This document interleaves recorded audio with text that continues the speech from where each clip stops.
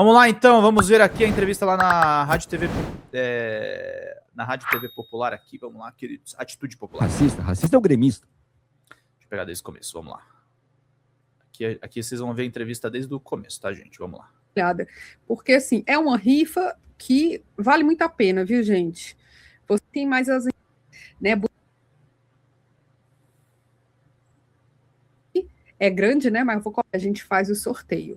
O nosso convidado, o professor Viaro, comunicador, historiador, professor e escritor. A última vez que esteve aqui foi para falar do livro Anti-Coach, maravilhoso.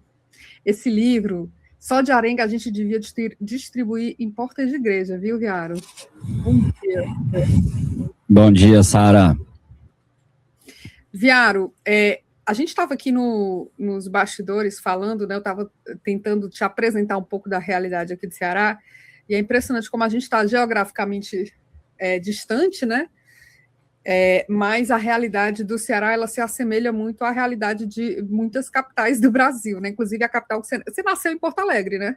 Nasci em Porto Alegre, fui criado em Alvorada, na região metropolitana de Porto Alegre.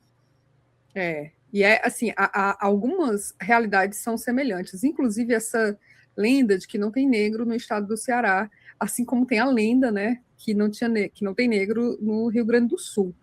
Essas duas histórias contam muito sobre a formação de uma sociedade muito racista, né? Eu vou te passar a palavra para você já começar a falar como foi que a tua experiência impactou na construção do teu livro. Bom, primeiramente, bom dia mais uma vez, Sara, bom dia a toda a comunidade, todos os ouvintes. Falar da questão étnico-racial, no meu caso, é falar do meu berço, porque eu me criei na periferia, em uma situação de maioria populacional negra, como toda a periferia no Brasil, na verdade. Eu cresci sendo vileiro, e a gente tem que trazer um pouco do glossário, porque os regionalismos em um país de tamanho continental acabam sempre impedindo uma melhor compreensão. Se aqui no Rio, onde eu moro, onde eu vivo, falar em vila pode ser uma coisa até de luxo, na verdade, como vila pode ser um bairro, como Vila Isabel, enquanto que no Rio Grande do Sul, vila é o que no Rio se entende como favela. Então, quando eu digo que eu fui vileiro na infância, é o mesmo que dizer favelado. É uma outra definição. A maior favela de Porto Alegre é a Vila Cruzeiro. Então, essa questão de terminologia, de palavras, às vezes, se a gente não explica, perde completamente o significado. Né? Então, eu cresço na vila, e como em toda vila, toda periferia, toda favela, a maioria negra, e recebo muita ajuda na minha vida, inclusive, de pessoas negras, no momento em que eu passei fome na infância. Tá? Então, tive uma formação de muita dificuldade e filho de pai racista. Né? Então, quando eu comia na casa de pessoas negras, e eu comia porque estava com fome, eu comia escondido, porque meu pai não ia aceitar que eu estivesse sendo alimentado por pessoas negras. Ele preferia que o filho tivesse fome do que receber ajuda de pessoas negras, porque ele era efetivamente, estruturalmente racista. Então, eu cresço nessa situação, eu cresço nesse ambiente, eu me envolvo com escola de samba local muito cedo, com 17, 18 anos, eu já era de posto de coordenação de escola de samba.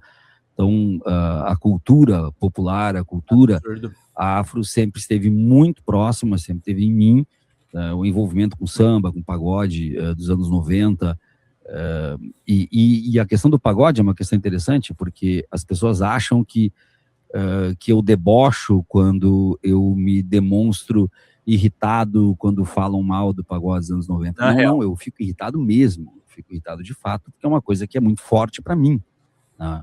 Uma questão que mexeu muito comigo, porque é a musicalidade que conta a minha história, e acho que na periferia é isso que importa, né? É tu curtir uma música que te coloca como personagem, ou que faz com que tu te sinta representado pelos personagens que estão naquela musicalidade.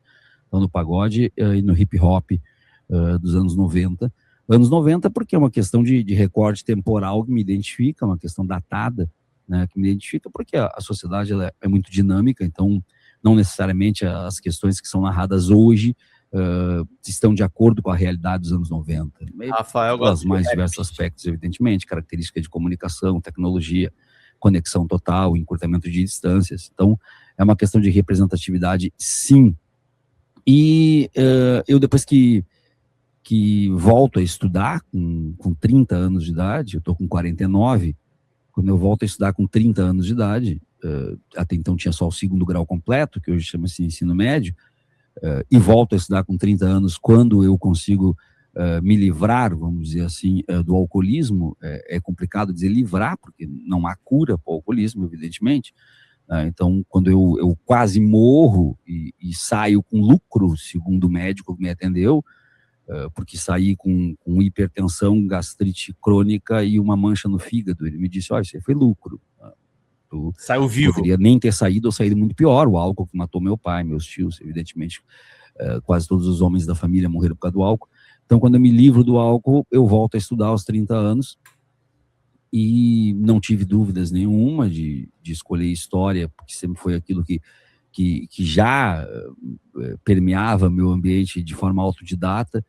E na história não tive dúvidas também de escolher a história da escravidão, a história da discriminação racial, porque, de certa forma, eu queria estudar algo que tivesse diretamente ligado com a minha criação, com o ambiente onde me criei, e também, de certa forma, procurar entender o porquê do racismo do meu pai e de toda a minha família por parte de pai, né, parte de mãe completamente diferente.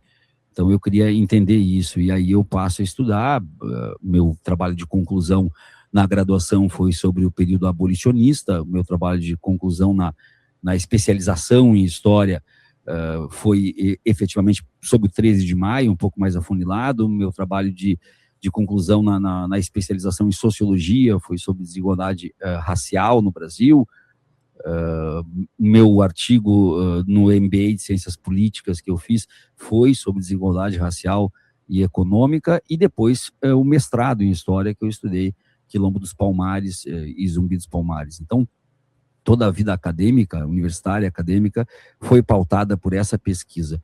Mas, e aí eu chego aqui ao livro, eu quando chego no final do mestrado, quando eu defendo o mestrado, eu recebo uma pergunta dentro da academia que não só moldou o meu pensamento sobre a academia, como também definiu o que seria meu futuro a partir dali.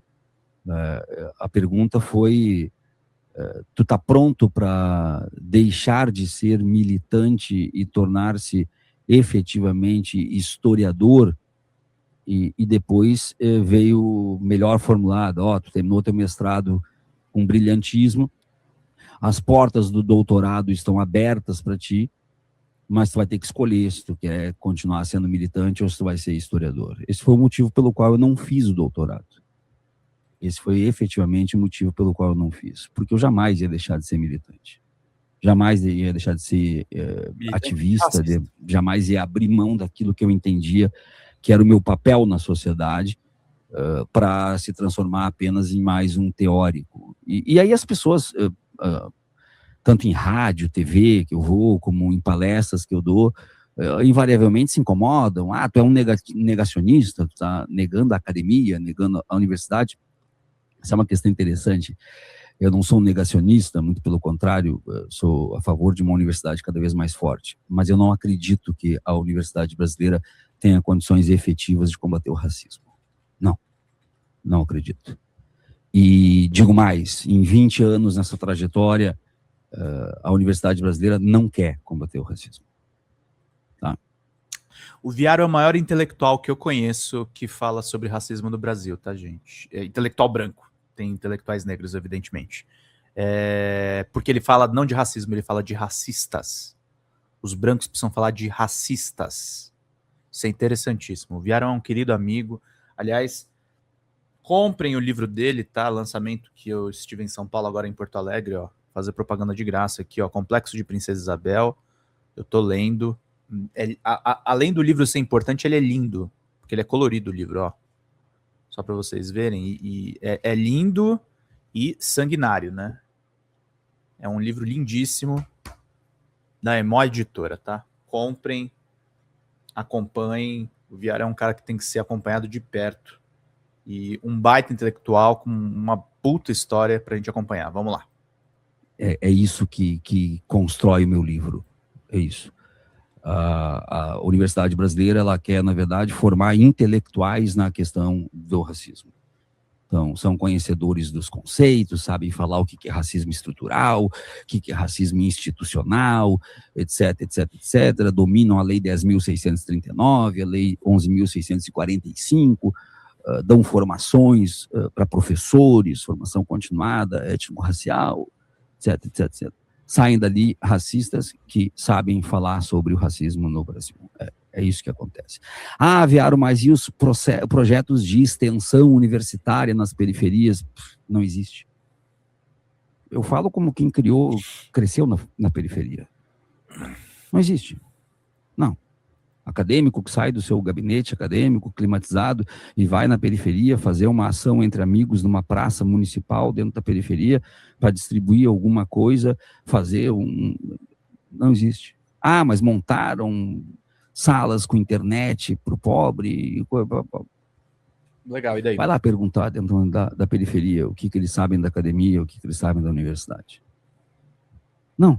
E as pessoas pretas que entram na universidade e muitas vezes indiretamente são orientadas a se aculturarem, ou seja, a abraçarem a cultura não negra. E eu, que sou branco, e já ouvi de uma pessoa dizendo assim, pagode não combina com um intelectual. Percebe o racismo nessa frase? Será que fica claro o racismo nessa frase? É ululante. Pagode não combina com um intelectual. E eu não gosto de pagode, tá, gente? Mas o que o Viara tá falando é verdade. É verdade. Pois é, isso não é muito diferente do que os jesuítas fizeram com os indígenas nos primeiros séculos do descobrimento ou da invasão no Brasil. Dizer que existe uma cultura que tem que ser a tua cultura. Claro, o indígena não era questão de intelectualidade, era tu quer ser civilizado, então tu tem que ter a nossa cultura, porque a tua cultura não combina com alguém civilizado. Então, começa por aí, evidentemente, o livro, né? Deixa eu mostrar a capa aqui do livro, tá aqui, uma capa maravilhosa, porque isso aqui, na verdade, é o papel original da Lei Áurea, tá? Inclusive o timbre ali em cima, né? É o papel original da Lei Áurea, e a caneta, ela vazou, né? A tinta, e a tinta formou o mapa da África, e a tinta vermelha simboliza o sangue. Então, uma capa maravilhosa que a Emo Editora fez. E aí a gente chega numa questão fundamental. O que eu conheço... Vamos pingar, gente. Que complexo de Princesa Isabel, né? O que eu conheço... Turma, 10h42, vamos contribuir aqui para a Folha TV permanecer no ar, queridos e queridas. Tá faltando só 74, se 7 pessoas mandarem R$10, a gente fecha a nossa meta financeira. Lembrando que nós dependemos dos superchats e dos Pix para manter o nosso trabalho. R$20 vocês levam livros em PDF. O Emerson, inclusive, que manda contribuições, já ganhou dele. O que eu conheço de pessoas brancas, do campo progressista, que engajam na luta antirracista por fetiche, é uma coisa absurda. Obrigado, Maria Lourdes. O engajamento na luta antirracista por parte dessas pessoas 54. Não difere em absolutamente nada daquela adolescente burguesa que entra para uma ONG que vai preservar o mico-leão dourado. Nada. Não muda em absolutamente nada. Fala, galera da Folha TV, não se esquece de se inscrever aqui no nosso canal para assistir programas como Folha Notícias Manhã, Folha Notícias Noite, o nosso Folha Entrevista e o nosso Barzinho das Meninas. Muitas coisas bacanas a gente acompanha por aqui e a gente precisa muito, muito do apoio de vocês para nosso trabalho jornalístico, investigativo, de curadoria de conteúdo, com vocês ajudando no nosso Pix, folhademocrata@gmail.com, ou mandando superchats, valeu demais, e os recursos financeiros, tornando-se membro do nosso canal, no nosso curso de jornalismo básico, para você ficar muito bem informado a respeito de tudo. Queridos e queridas, muito obrigado pela presença de todos vocês. Vida longa e próspera. Cuidem-se, cuidem dos seus e não esquece de se inscrever aqui na Folha TV. Até mais!